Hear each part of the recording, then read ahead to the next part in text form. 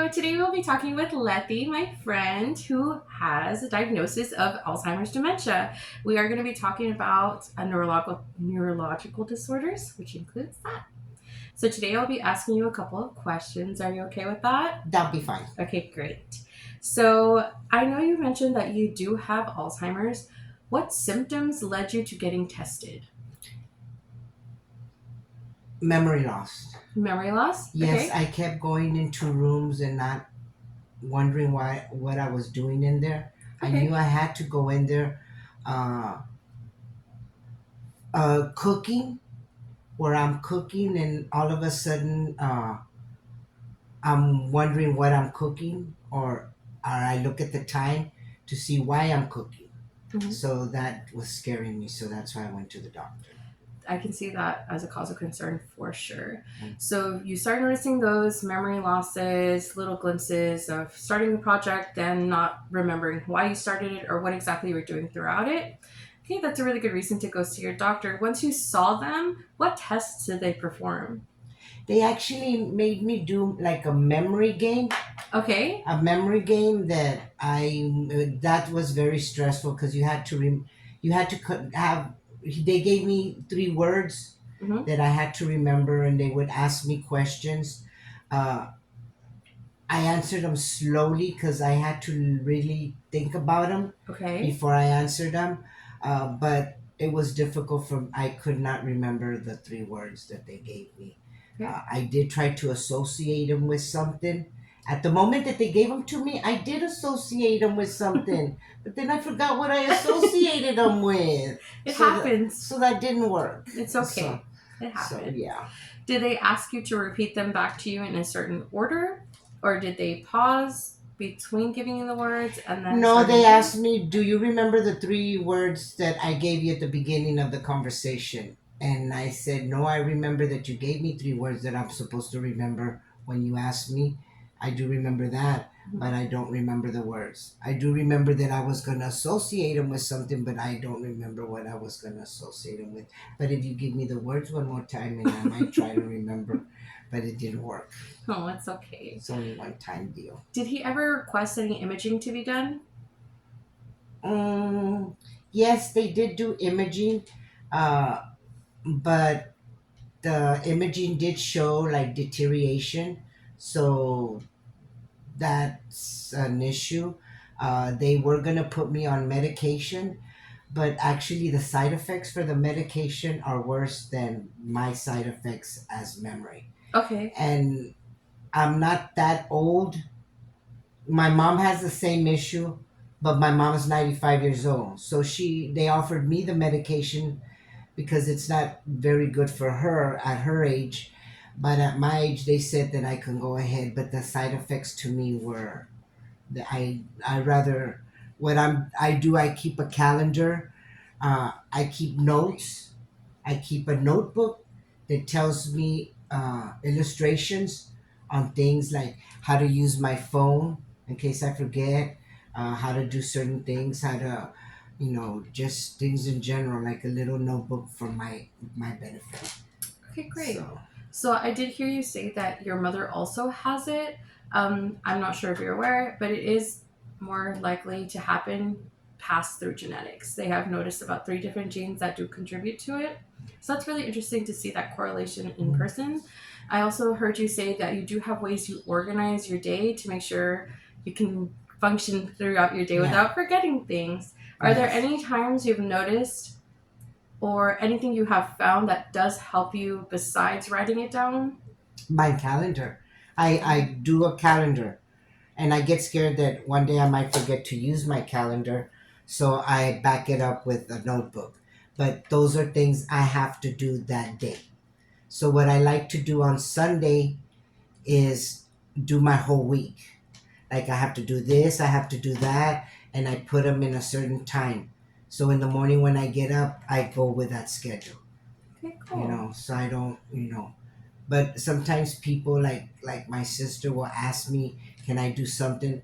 So I always have to go to my schedule because I can't mess with it because then it doesn't work for me. So Okay. So how often do you follow up with your doctors? Oh, my doctor's with. I see him every 4 months. Okay. And I Every do 4 months. remember you mentioning that you had been offered medication, but because of the side effects, you declined it.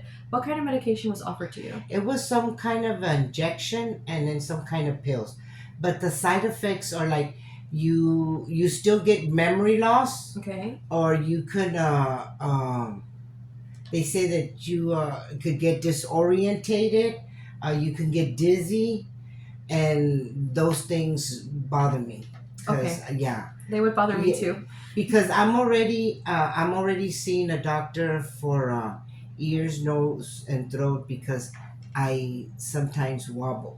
Okay. I lose my balance. Okay. So they're So checking with if it's like an inner ear thing, if it's I something guess that else. yeah, they're gonna Okay. check on that. So there are complications that can arise with Alzheimer's. Now that you mentioned that you're seeing other specialists, there are some other complications that can occur. Do you feel like there is anything you are struggling with or might have happened since your diagnosis that you might think is related to it? Like what? What do you mean? So, people with Alzheimer's are more likely to get pneumonia and to have high blood pressure and to have irritability and Yes. different types of mood disorders as well. Yes. I do have. I had to. They had to put me in with medication because I do go through mood swings. Okay. I do get. Get mood swings, and a lot of times my I do got high blood pressure, Mhm. and my I was very active, Okay. and I'm not as active as I was. Like I don't get that motivation that I did, and it's changed a lot that I when with my health because I'm not active anymore. So I put it in my calendar that I have to do something. So that time I have to do it, and that's that's how I'm trying to get myself back to getting off. Getting scared of getting diabetic and all of that because Okay. of, you know I'm not doing the exercises or moving the way I'm supposed to be moving, so that doesn't help. Okay. How long ago were you diagnosed with dementia? Like about 5 years ago. Okay. Like All about right. 5 years ago. So there are some treatments or some activities you can do to help with the symptoms of dementia, Uh-huh. such as exercising, not smoking, those types of things. Another thing that people with dementia do often suffer with is low vitamin count. Are you eating regularly? Yes, as you could see my figure, but I do take vitamins. I do Okay. take my vitamin B, my vitamin D12. I take vitamin E. I take vitamin C. I take vitamin uh, folic acid. I Okay. take biotin. Okay. I take calcium. Okay, great. So yeah, I take a lot of vitamins. Okay, sweet. I'm so glad. And I know you are very socially active as we're personal friends, Hmm. so I know you're social, as Hmm. am I.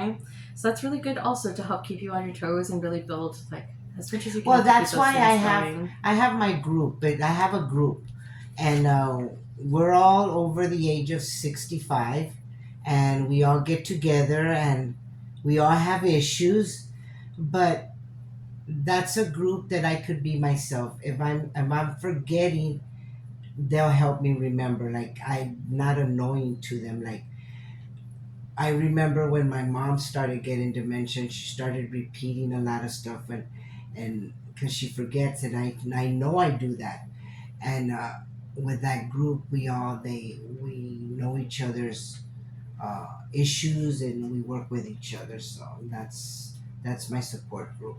I'm so glad you have that. It's so helpful to have besides medical Mhm. assistance or something to make you feel better that way. Companionship is such a good component for that. And I'm so happy that you were able to do this with me today. And Thank thank you so you, much for your time. I and appreciate it. thank you. I hope And I hope you learned a little bit. And I'm so glad I learned a lot from you. there you And I go. appreciate your time. Okay, And thank thank you. you. And you just press the button.